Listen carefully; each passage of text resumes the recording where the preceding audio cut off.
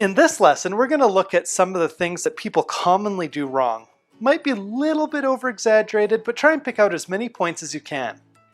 Welcome to my presentation on death by PowerPoint. I've made this presentation specially for you. The first thing I'd like to talk to you guys is a wall of text. This is one of the most common things with PowerPoint or other presentations that just has to stop. Say no to walls of text. You see, people read at a faster rate than you can speak, so placing tons of text on your slide is not only ugly, but it makes you as the presenter useless. Not only does reading off your slides bore people to death, but it also lowers their retention of information because they're trying to listen and read at the same time.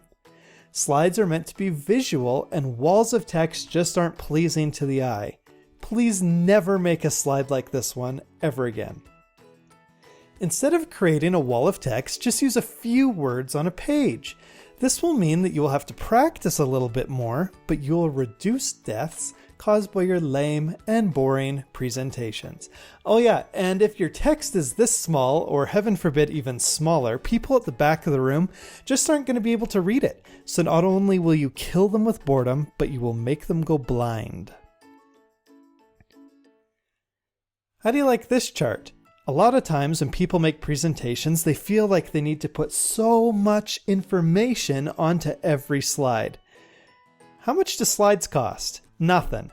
They are free. You can create as many as you want. So every little corner of these things, you could actually have an entire separate slide. I just want to die looking at this.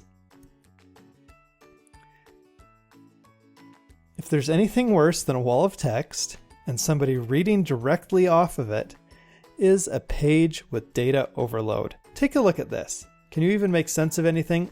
Although the data here may or may not be made up, the concept is the same. How many charts are on this? One chart per graph is sufficient. You don't really need tons of tables of data. You don't need tons of graphs. One thing at a time is fine. Slides like this one may look terrible, but chances are you've been guilty of making ones just like this. Maybe you haven't put them all on here at the same time. So, locate everything on this slide that is just terrible. And how could you fix this so you wouldn't cause death by PowerPoint anymore? Well, let's look at it for a second. First things first, black backgrounds, they have their uses, but if you're going to be using a black background, really, you probably shouldn't be using yellow text, especially if you have another background behind it that makes it hard to read. So all these check marks and things like that, no. Clip art. Clip art is so 90s. We have not been in that decade for a long time. We really don't need clip art. I don't care how funny that chicken looks or whatever that bottle rocket is doing. You really don't need it. And I got a lot of bullet points here. How many bullets does somebody actually need on a slide? How many? Are we just going to sit here and read it all? No, it's horrible.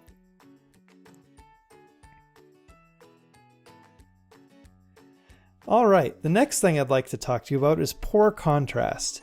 I don't know why, but this seems to be one of the most popular colors for a background, and people really, really like to use text that's hard to read, especially red on blue and other such things.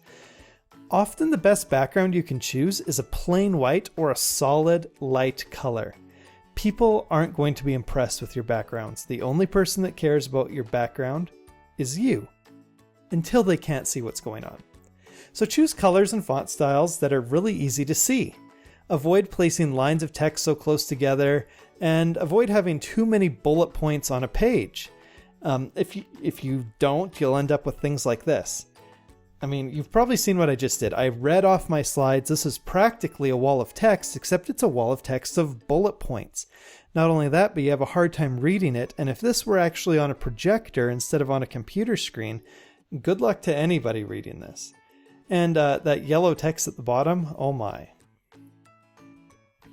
So, that brings us to transitions and animations. You've probably noticed I have a lot on this presentation. Keep it simple. You don't need, if you're going to use an animation, it should draw a point. It shouldn't just be there because, look at me, I'm so cool, I can animate things. Whee! Okay, the next thing is with your font types. Just don't overdo it. Simple is better. And Comic Sans, maybe if you're making a presentation for a kindergarten site, Comic Sans is okay. And Wingdings, nah. So, stick to a few fonts and enjoy them. Okay, well that is the basics of death by PowerPoint. I hope you can now start preventing death by PowerPoint.